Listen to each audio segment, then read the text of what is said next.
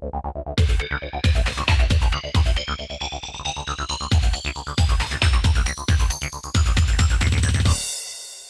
I need your attention up here.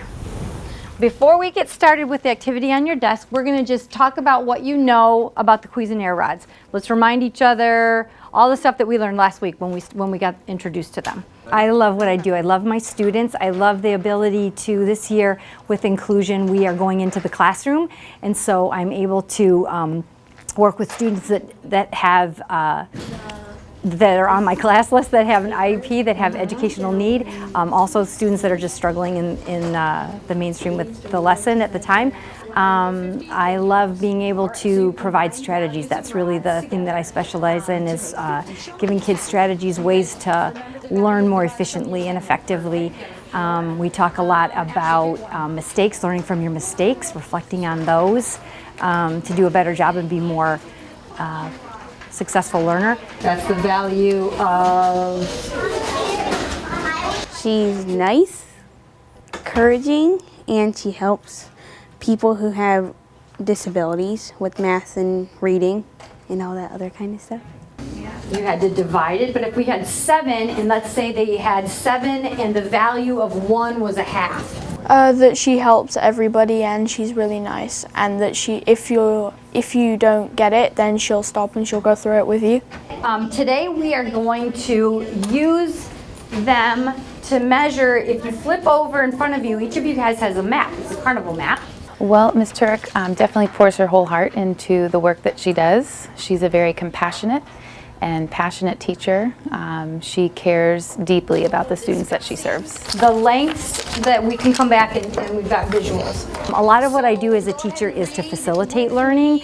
I give direct instruction, but at the same time I like to have kids engage and them tell me what they're learning, them tell each other what they're learning, and I feel like that's how they're going to retain best the information.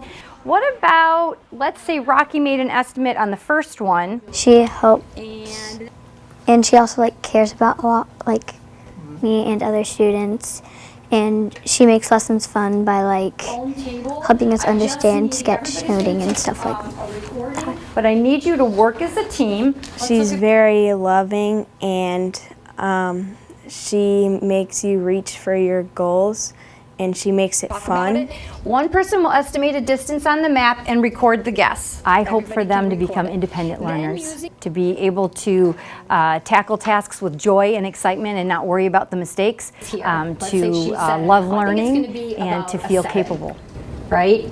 And Rocky goes, oh, you're a little bit short. So she'll sit down and talk with you, and she'll wait until you finally get it.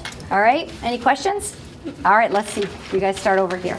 Well, I think she is tirelessly working towards trying to help students with learning difficulties reach their fullest potential, not only academically, but also socially and emotionally. Okay, I don't see an estimate recorded. First, we need to record our estimate and then actually measure. Smart and nice and kind.